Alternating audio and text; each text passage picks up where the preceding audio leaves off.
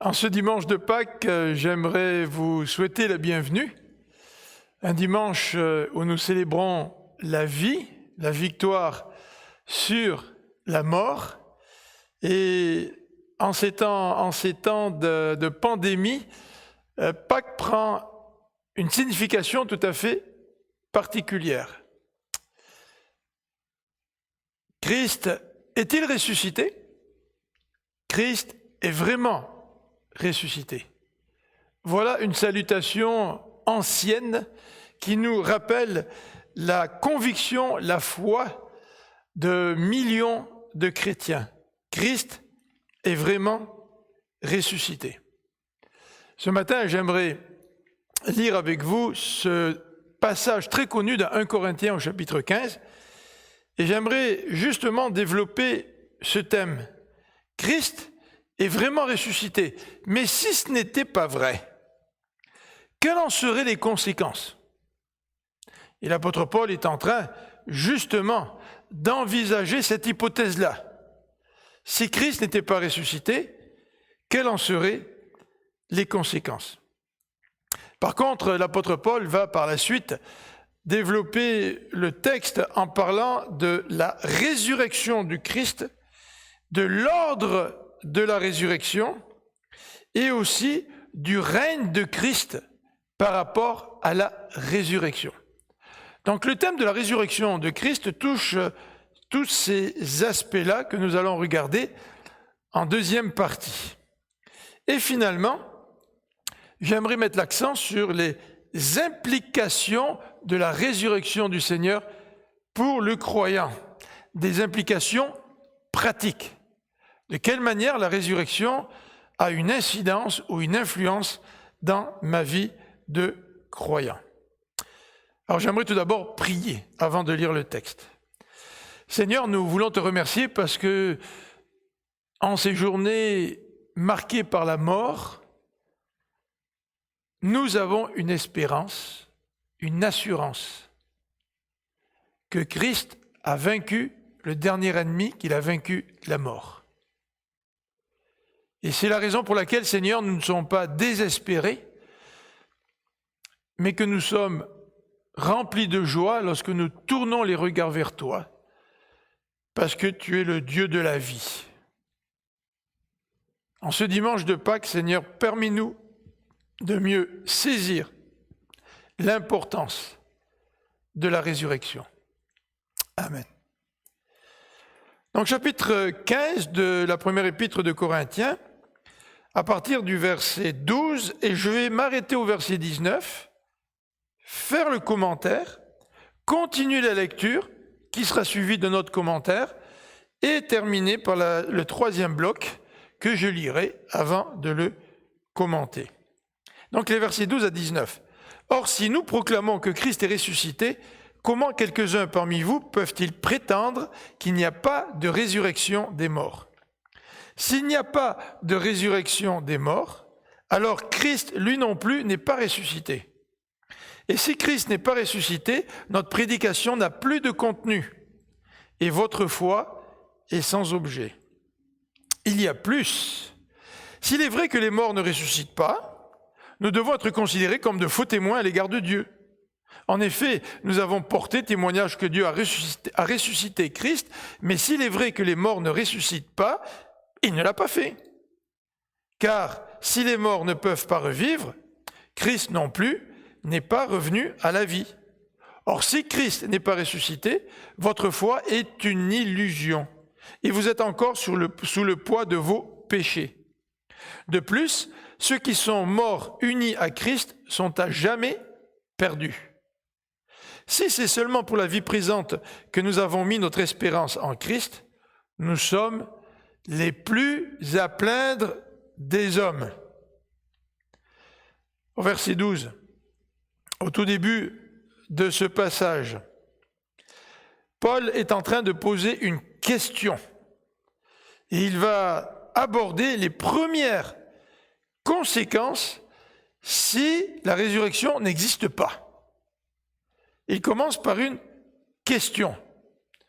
Si nous proclamons que Christ est ressuscité, comment quelques-uns parmi vous peuvent-ils prétendre qu'il n'y a pas de résurrection des morts?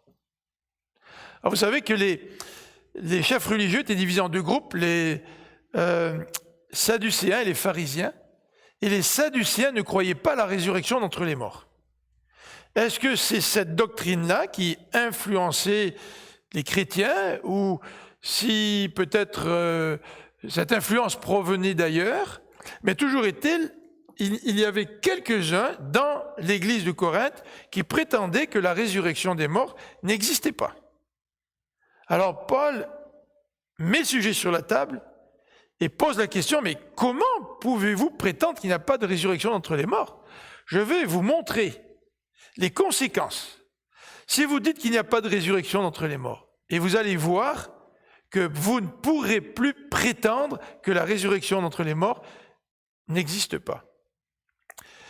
D'ailleurs, dans ces quelques versets, après avoir posé la question au verset 12, Paul précise au verset 13, « S'il n'y a pas de résurrection d'entre les morts, alors Christ non plus n'est pas ressuscité. » Et il va le répéter à 2 reprises. Il va le répéter aussi au verset 16, « Car si les morts ne peuvent pas revivre, Christ non plus n'est pas revenu à la vie. » Les chrétiens qui portent leur nom provient de l'expression Christ. Les chrétiens ont Christ au centre de leur foi. Donc, si s'il n'y a pas de résurrection des morts, cela signifie que ce Christ en qui nous plaçons notre foi, lui-même n'est pas ressuscité. Alors, la prédication de la résurrection de Christ qui était au centre du message chrétien s'en trouve profondément affectée s'il n'y a pas de résurrection d'entre les morts.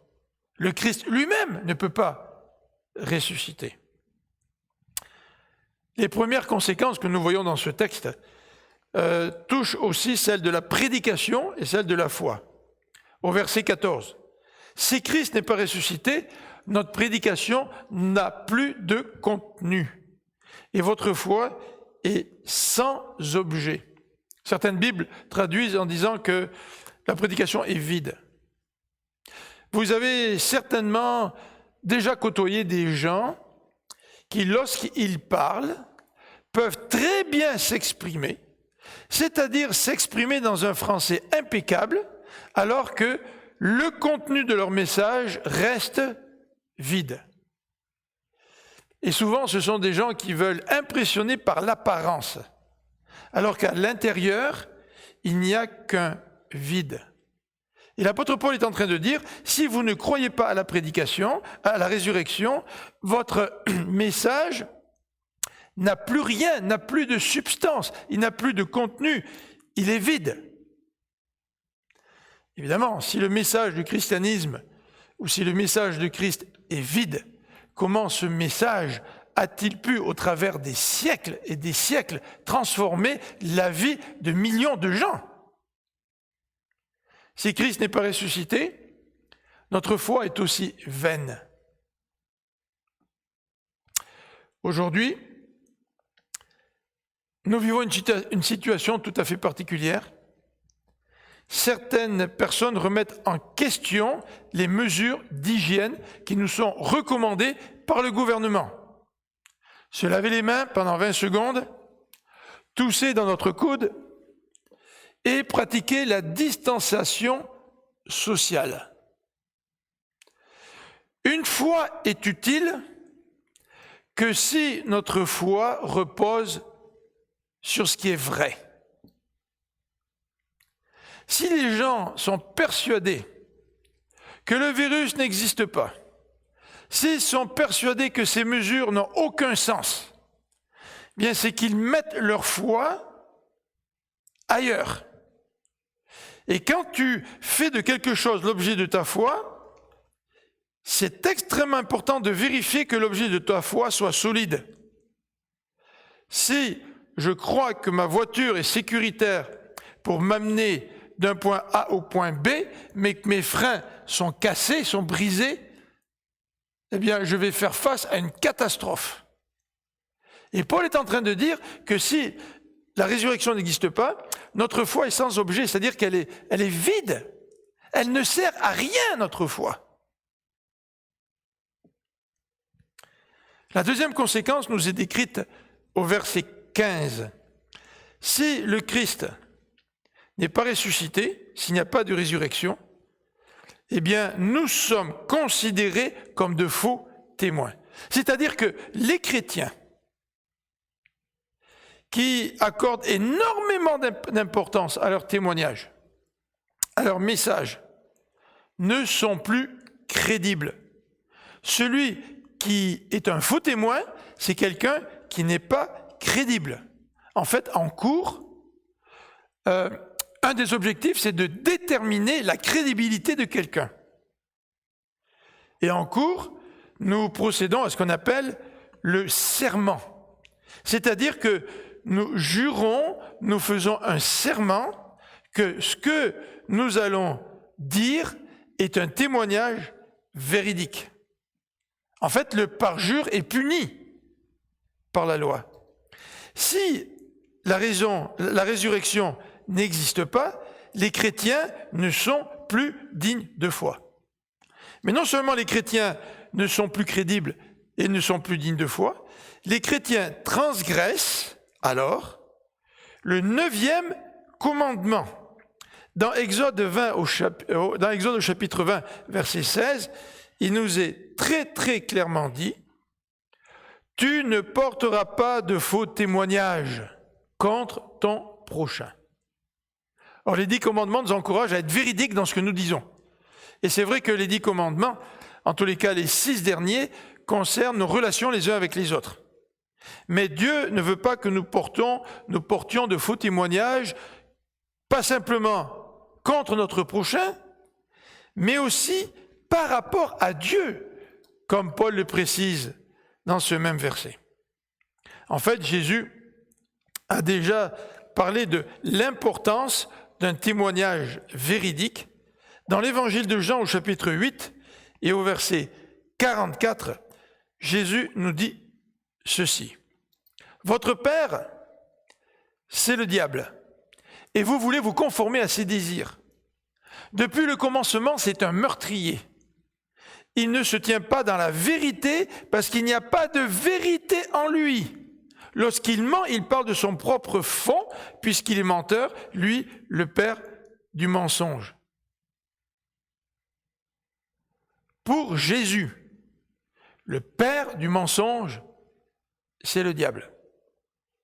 Et si la résurrection n'existe pas, non seulement nous perdons en tant que chrétiens toute notre crédibilité, mais nous faisons l'œuvre du diable, puisque celui-ci est le père du mensonge, et en faisant cela, nous portons un faux témoignage à l'égard de Dieu. Quelle contradiction!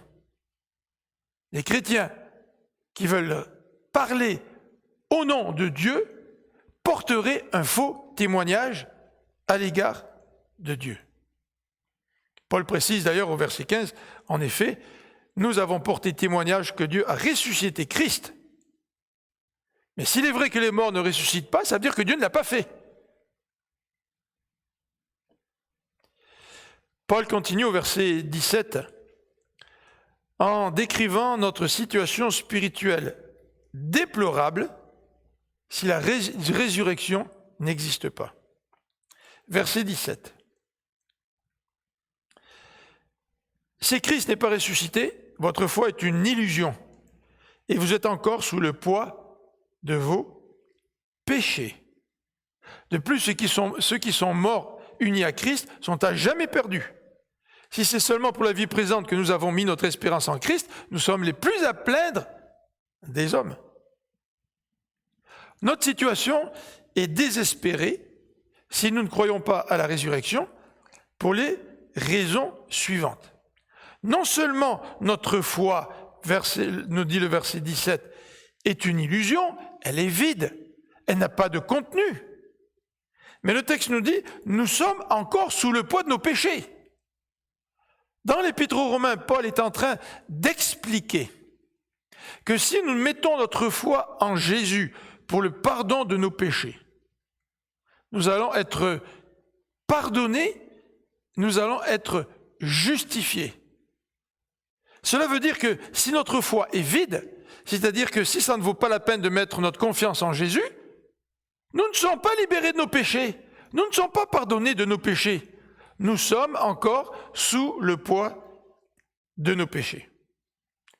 Et Paul insiste dans ce passage au verset 18, de plus, donc il ajoute, ceux qui sont morts à Christ, unis à Christ, sont à jamais perdus. Dans sa théologie, Paul met énormément l'accent sur notre union avec Christ. Nous sommes morts avec Christ et nous sommes ressuscités avec lui. Nous sommes morts au péché, Christ a pardonné nos fautes, et en même temps, nous sommes unis dans la résurrection avec Christ pour avoir cette vie éternelle, pour avoir cette victoire sur la mort. Cela veut dire que si la résurrection n'existe pas, nous sommes à jamais perdus. Il va continuer son argumentation au verset 19. Si vous avez mis votre confiance en Jésus seulement pour la vie présente, nous sommes les plus à plaindre des hommes. Notre confiance en Jésus n'est pas seulement pour la vie présente, mais elle est aussi pour notre nouvelle vie, notre résurrection avec Christ. Jésus n'est pas une béquille ou une aide pour nous aider à mieux vivre aujourd'hui. Bien sûr que nous pouvons admirer Jésus comme étant l'enseignant par excellence. Même Gandhi était en admiration devant l'enseignement de Jésus. Mais nous n'avons pas à mettre notre confiance seulement en Jésus pour cette vie présente. Mais l'apôtre Paul nous dit que nous pouvons mettre notre espérance en Jésus parce qu'il est ressuscité, et parce qu'il est ressuscité, il va aussi nous ressusciter pour la vie éternelle. Est-ce que ça vous arrive de profiter de Jésus pour la vie présente, sans réellement comprendre la portée de la résurrection de Jésus-Christ pour votre vie? Christ est notre espoir, il est notre vie, et la vie éternelle, c'est de le connaître. De connaître qui? Le Christ qui est mort, mais le Christ qui est ressuscité. Deuxième élément, dans le passage de 1 Corinthiens 15, débute au verset 20, où l'apôtre Paul va nous décrire la réalité de la résurrection. Après avoir envisagé l'hypothèse que la résurrection n'existerait pas, comme le prétendent certains, et après nous avoir expliqué le non-sens d'une telle hypothèse, l'apôtre Paul, au verset 20, va nous décrire la réalité de la résurrection, en décrivant tout d'abord la résurrection de Jésus au verset 20. Mais en réalité, Christ est bien revenu à la vie. Et comme les premiers fruits de la moisson, il annonce la résurrection des morts. Verset 21. Car tout comme la mort a fait son entrée dans ce monde par un homme, la résurrection vient aussi par un homme. En effet, de même que tous les hommes meurent du fait de leur union avec Adam, tous seront ramenés à la vie du fait de leur union avec Christ. Que nous dit l'apôtre Paul sur la résurrection, et en particulier la résurrection de Christ? Bien, la résurrection de Christ annonce la résurrection d'entre les morts. Christ est revenu à la vie. Et en revenant à la vie, Christ est comparé au premier fruit de la moisson. Quand nous récoltons les premiers fruits de la moisson, ces premiers fruits sont l'annonce de la moisson qui s'en vient. Et Christ, en quelque sorte, est une annonce de la résurrection qui s'en vient pour tous ceux qui sont unis avec lui. Et Paul va expliquer que nous sommes tous morts en Adam. Il va expliquer que le péché est entré dans le monde en Adam. Cela ne nous enlève pas notre responsabilité face à notre propre péché, mais la mort a fait son entrée par un homme, et Paul dit dans ce passage que la résurrection vient aussi par un homme, mais pas n'importe quel homme. L'homme fils de Dieu, l'homme Dieu, le seul qui ait pu vaincre le péché, le seul qui était sans péché, le seul qui a pu vaincre la mort. Tous les hommes meurent en Adam, mais tous les hommes, unis en Christ, vont ressusciter avec lui. Alors le passage ici ne veut pas dire, le parallèle n'est pas entre le fait que tous les hommes meurent, donc tous les hommes c'est tous les hommes, il n'y a pas d'exception. Le parallèle n'est pas entre cette expression tous les hommes et d'autre part tous seront ramenés à la vie, parce que nous savons que ce ne sont pas tous qui seront ramenés à la vie, ce ne sont pas tous qui vont ressusciter avec le Christ pour être avec lui pour l'éternité, mais ce sont tous ceux qui sont unis en lui, tous ceux qui ont placé leur foi dans le Seigneur, ils vont ressusciter pour vivre pour l'éternité avec le Christ. Lorsque nous parlons de résurrection, nous pouvons nous poser des questions quant aux événements, à la chronologie des événements. Et le verset 23, suivi du verset 24, nous parle de l'ordre de la résurrection. Mais cette résurrection s'effectue selon un ordre bien déterminé, écrit Paul. Christ est ressuscité en premier lieu, comme le premier fruit de la moisson. Ensuite, au moment où il viendra, ceux qui lui appartiennent ressusciteront à leur tour. Puis viendra la fin, lorsque Christ remettra la royauté à Dieu le Père, après avoir réduit à l'impuissance toute domination, toute autorité et toute puissance hostile. Alors voilà la chronologie telle que présentée par Paul. Premièrement, c'est Christ qui ressuscite. La question que nous pourrions nous poser à la lecture du verset 23, c'est de dire qu'il y a d'autres personnes avant Christ qui ont ressuscité. Même lors de sa mort, il y a des gens qui ont ressuscité. Même dans l'Ancien Testament, il y a eu quelques exemples de résurrection. Mais ces gens-là, ils sont ressuscités, mais ils sont morts après. Pour de bon, on pourrait dire. Mais le Christ, lui, il est ressuscité pour de vrai, dans le sens que Christ n'est pas, après quelques années, mort de nouveau pour que ça soit une mort définitive. Non, Christ est ressuscité d'entre les morts et il est le premier. Ensuite, nous dit le verset 23c, ensuite, au moment où il viendra, c'est-à-dire au moment où Christ va revenir, ceux qui lui appartiennent ressusciteront à leur tour. Ça veut dire que tous les croyants qui sont morts depuis les siècles passés, quand Christ va venir, eux aussi vont à leur tour ressusciter. Et Paul précise au verset 24 que dans la séquence, puis viendra la fin. La fin va venir, Paul nous l'a décrit, lorsque Christ remettra la royauté à Dieu le Père, après avoir réduit à l'impuissance toute domination, toute autorité et toute puissance hostile. Nous pourrions même lire les versets 25 et 28 pour nous donner un peu plus de détails sur le sujet du règne de Christ. Mais nous allons le faire dans quelques instants. Toujours est-il, je répète et je mets à l'écran ce que nous venons de voir, l'ordre tel que décrit par Paul est le suivant. Jésus-Christ ressuscite le premier. Ensuite, ceux qui lui appartiennent vont ressusciter quand le Christ va revenir.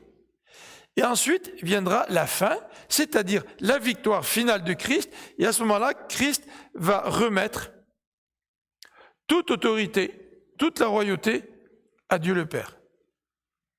Alors regardons un petit peu cette question du règne du Christ en rapport avec la résurrection. Verset 25. Il faut en effet qu'il règne jusqu'à ce que Dieu ait mis tous ses ennemis sous ses pieds. Et le dernier ennemi qui sera anéanti, c'est la mort. Car comme il est écrit, Dieu a mis tout sous ses pieds. Mais quand l'Écriture déclare « tout lui a été soumis », il faut de toute évidence en excepter celui qui lui a donné cette domination universelle. Et lorsque tout se trouvera ainsi amené sous l'autorité de Christ, alors le Christ lui-même se placera sous l'autorité de celui qui lui a tout soumis. Ainsi, Dieu sera tout en tous. Que nous dit le verset 25 ? Le verset 25 nous dit tout d'abord que le Christ règne et qu'il est assis. Ce n'est pas ce texte de 1 Corinthiens qui le dit, mais d'autres passages bibliques, comme dans Colossiens, nous dit que que Christ est assis à la droite de Dieu. Donc, il est en train de régner depuis son ascension. Christ est en train de régner. Mais Christ, au travers de son règne, n'a pas encore mis tous ses ennemis sous ses pieds. Nous pourrions faire la comparaison avec un roi qui a conquis son royaume, qui est assis sur le trône, mais dont certaines régions sont encore insoumises. Est-ce que ce roi règne? Oui, il règne. Est-ce que le règne est final parce qu'il a mis tous ses ennemis sous ses pieds? Non, il n'a pas encore mis tous ses ennemis sous ses pieds, mais Dieu règne. Et le passage nous dit que la fin de ce règne, c'est la victoire sur tous les ennemis. Le verset 25, il faut en effet qu'il règne jusqu'à ce que Dieu ait mis tous ses ennemis sous ses pieds. Et le passage du verset 26 nous spécifie qui est le dernier ennemi. Mais regardons le verset 28. Encore, Paul insiste sur cet élément. Lorsque tout se trouvera ainsi amené sous l'autorité du Christ. Donc tout n'est pas encore amené sous l'autorité du Christ, même s'il règne actuellement. Et Paul dit, lorsque tout sera amené sous l'autorité du Christ, alors le Fils lui-même se placera tout sous l'autorité de Dieu, qui lui avait à l'origine tout remis. Donc Dieu remet la royauté entre les mains d'un Christ qui est assis sur le trône à sa droite. Christ règne sans avoir encore vaincu tous les ennemis, mais quand tous les ennemis vont être vaincus, Christ, vainqueur, va tout remettre de nouveau entre les mains de son Père. Ainsi, nous dit Paul, Dieu sera tout en tous. Qu'est-ce que c'est que la résurrection? Eh bien, le verset 26 nous dit, le dernier ennemi qui sera vaincu, qui sera anéanti, c'est la mort. La mort, c'est un ennemi. Et un ennemi ne veut pas notre bien. Un ennemi nous fait du mal. Et nous aurons tous à lutter contre ce dernier ennemi qui est la mort. Nous avons tous à lutter avec les conséquences ou l'acceptation et les effets de la mort. Et en ce sens, nous avons un combat à mener. Mais ce dernier ennemi, eh bien, il va être définitivement vaincu à la résurrection d'entre les morts. Christ a déjà vaincu cet ennemi dans son expérience, dans sa résurrection d'entre les morts. Mais cette victoire de Christ va aussi être définitive lorsque nous allons tous ressusciter d'entre les morts. Et ce sera donc la victoire sur le dernier ennemi. Alors lisons au verset 54. Au verset 54, toujours dans ce même chapitre, Paul va revenir sur ce thème de la victoire sur le dernier ennemi, sur la mort. Lorsque ce corps corruptible aura revêtu l'incorruptibilité, c'est-à-dire qu'il sera ressuscité, et que ce corps mortel aura revêtu l'immortalité, donc notre nouveau corps, ce sera pour l'éternité, nous serons immortels, alors se trouvera réalisée cette parole de l'Écriture. La victoire totale sur la mort a été remportée. Ô mort, qu'est devenue ta victoire? Ô mort, où est ton dard? Le dard de la mort, c'est le péché. Donc la mort est une réalité à cause du péché. Et le péché tire sa force de la loi. Mais où est ton dard? Où est la mort? Christ va remporter la victoire définitive. Après avoir donc essayé d'envisager l'hypothèse que la résurrection n'existait pas, et après nous avoir présenté les conséquences de cela, l'apôtre Paul nous a décrit ce que c'était que la résurrection et les implications donc théologiques de cette résurrection. Mais regardons de façon plus pratique quelles sont les implications de la résurrection dans notre vie. Regardons au verset 30. Et nous-mêmes, pourquoi affronterions-nous à tout moment des dangers de mort? L'apôtre Paul pose une question qui fait allusion à son expérience de témoins de Christ. Donc il va nous parler d'implications pratiques de la résurrection. Alors dans le comportement du croyant, la résurrection nous donne une force face à l'opposition et la persécution. Regardez le verset 31. « Journellement, je vois la mort en face, frères et sœurs, aussi vrai que je suis fier de vous à cause de l'œuvre de Jésus-Christ notre Seigneur. Si la lutte que j'ai soutenue à Éphèse, véritable combat contre des fauves, n'a été inspirée que par des motifs purement humains, à quoi cela m'a-t-il servi ? Ça me sert à quoi d'accepter la persécution? Ça me sert à quoi d'aller au feu, dans le feu pour le Seigneur Jésus? L'expression utilisée ici, un véritable combat contre les fauves, c'est probablement une image qui décrit l'intensité du combat. Bien sûr que plusieurs chrétiens ont été condamnés à mort et qu'ils ont été déchiquetés par des fauves. Mais à Éphèse, nous ne voyons pas une application littérale de ce passage. Donc cette image veut certainement décrire l'intensité de la lutte qu'il a soutenue à Éphèse.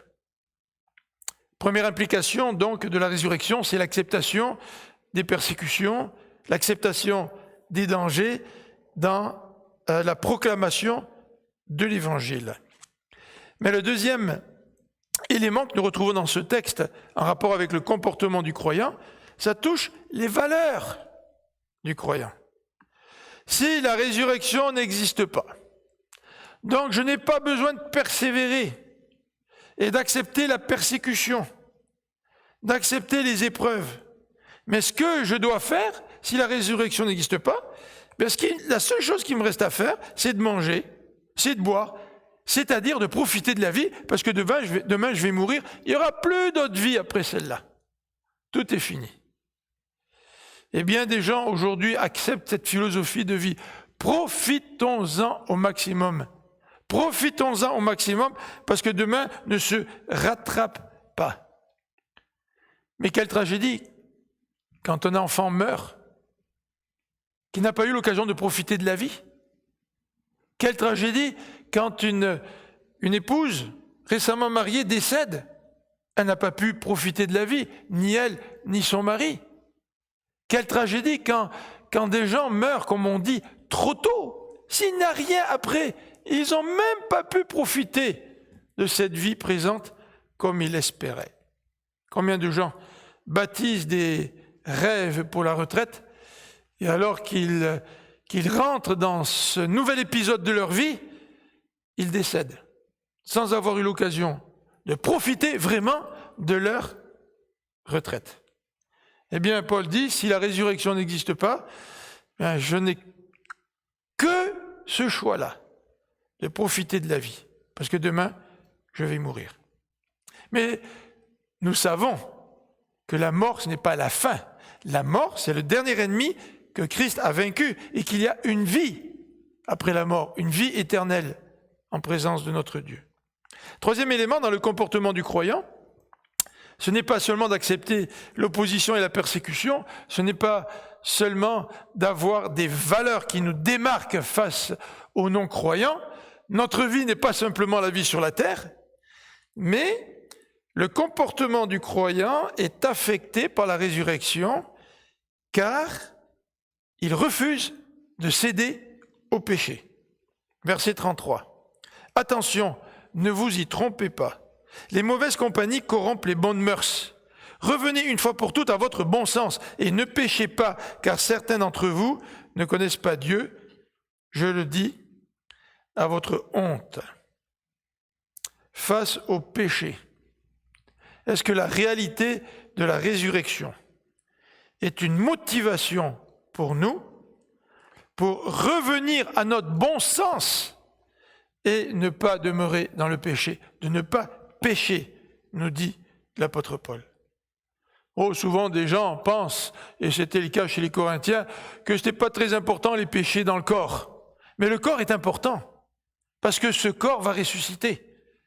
Et si nous croyons à la résurrection, si nous croyons à la vie après la mort, rejetons, fuyons le péché, nous dit Paul. Alors, quelles sont les implications pratiques de la résurrection, non seulement dans notre comportement personnel, en quelque sorte, mais aussi dans le témoignage et la prédication. Dans les Actes des Apôtres, nous lisons l'importance de la prédication dans le témoignage et la prédication et la proclamation de l'Évangile. L'importance de la résurrection. L'exemple de Pierre dans Acte 2, chapitre 2, 24. Dans Acte 3, verset 15, quand il a guéri ce paralytique qui se trouvait devant le temple. À chaque fois, l'apôtre Pierre prêche le Christ qui est mort, qui a été crucifié, mais le Christ qui a été ressuscité selon les Écritures. Un message sans résurrection n'est pas le message de l'Évangile. Le message sans résurrection n'est pas le message de la bonne nouvelle. Si Christ a été ressuscité d'entre les morts, c'est que Dieu a accepté son sacrifice. Et si Christ est ressuscité d'entre les morts, eh bien nous avons cette espérance de la résurrection. Ça fait partie du message chrétien, ça fait partie de l'espérance chrétienne, ça fait partie de notre foi chrétienne. L'apôtre Paul, à Antioche, dans Acte 13, nous présente aussi, dans sa prédication, la centralité de la résurrection. Devant Agrippa, dans Acte 26, verset 23, Paul n'a pas peur de parler de la résurrection. Est-ce que nous avons peur, lorsque nous témoignons, de parler de la résurrection? Est-ce que nous ne croyons pas qu'il faudrait, de manière pédagogique, y aller en étapes? On va d'abord parler de l'amour de Dieu, sans trop parler du péché. Et si on peut aller un peu plus loin, on va peut-être développer davantage en disant que nous sommes sous la colère de Dieu. Mais est-ce que vraiment nos auditeurs sont prêts à entendre parler de ça? Parler de la réalité du péché?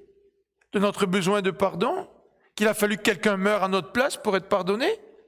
Pour que nous puissions être libérés de notre péché? Ou est-ce que nous voulons, dans notre souci d'être pédagogique, y aller tellement en étapes que nous attendons? Peut-être que nous attendons trop avant de parler de la résurrection. Mais la résurrection fait partie de cette bonne nouvelle. La vie ne s'arrête pas à la mort. La résurrection, c'est aussi la bonne nouvelle. Et c'est ce que Pierre et Paul avaient compris. L'avons-nous compris dans notre proclamation d'Évangile? Quand nous essayons de témoigner de notre foi, est-ce que nous mentionnons clairement la résurrection? Dernier élément, dernière implication pratique de la résurrection, eh bien, elle nous est décrite dans 1 Corinthiens 15, verset 58, le dernier verset de ce chapitre. C'est pourquoi, mes chers frères et sœurs, soyez fermes, ne vous laissez pas ébranler, travaillez sans relâche pour le Seigneur, sachant que la peine que vous vous donnez au service du Seigneur n'est pas inutile.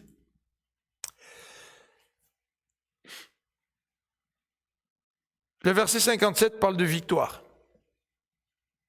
La victoire de Christ sur la mort. Et c'est parce que Christ a la victoire sur la mort qu'il est digne de louange, oui, nous dit le verset 57. Mais c'est parce que Christ a eu la victoire sur la mort que nous pouvons être fermes et inébranlables. Alors le verset 58 nous encourage, soyez fermes. Soyez fermes malgré la persécution. Soyez fermes malgré les épreuves. Soyez fermes dans la lutte contre le péché. Pourquoi? Parce que la résurrection, c'est ce que vous devez attendre. C'est votre destination. Ce que vous faites aujourd'hui, votre service aujourd'hui, même si c'est difficile, votre service n'est pas sans aucune valeur. Soyez fermes. En ne vous laissant pas ébranler et en portant du fruit pour le Seigneur. Alors le verset, littéralement, si on le traduisait du grec, ce serait à peu près ceci.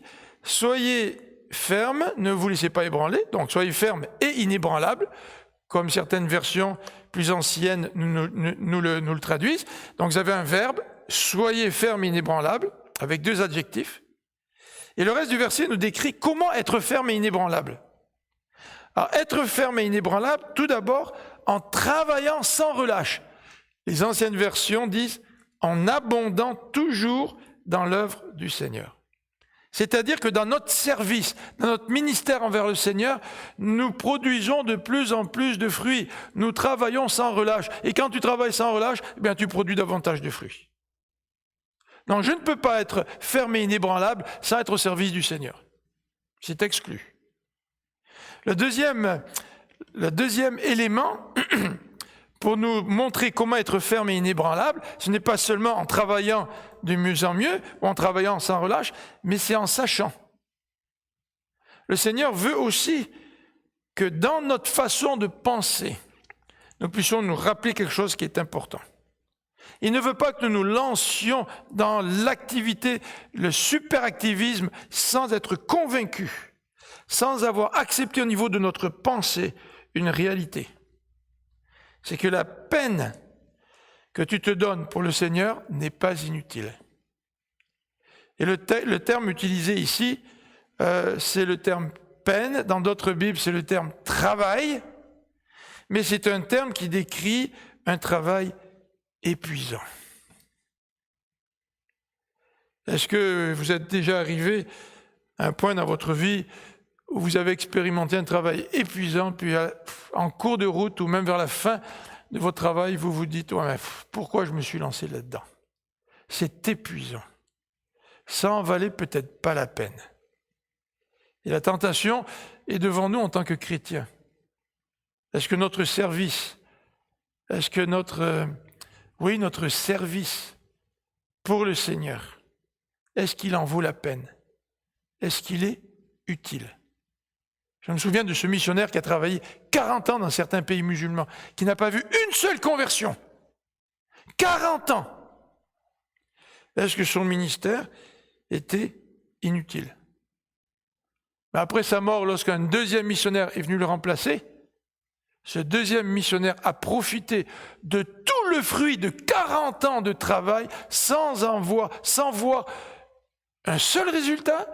Ce deuxième missionnaire a profité de tout le travail de semence que ce premier serviteur de Dieu avait fait pendant 40 ans sans voir aucune semence percer la croûte de terre et commencer à pousser. Ton travail n'est pas inutile. Il n'est pas vain. Le mot inutile ou vain est employé plusieurs fois dans ce chapitre. S'il n'y a pas de résurrection, ta foi est vaine. Mais dans le Seigneur, parce que la résurrection est une réalité, ton travail n'est pas inutile. Donc sois ferme, sois inébranlable. Comment? En travaillant toujours mieux dans le Seigneur et en sachant que ton travail, à cause de Dieu, à cause de la résurrection, ne sera pas vain. Prions ensemble. Seigneur notre Dieu, merci pour ce beau passage auquel nous pouvons penser en ce dimanche de Pâques. Ce n'est pas la pandémie qui aura le dernier mot. Ce n'est pas la mort qui a le dernier mot. C'est le Christ. Et merci parce que pour nous, c'est une espérance.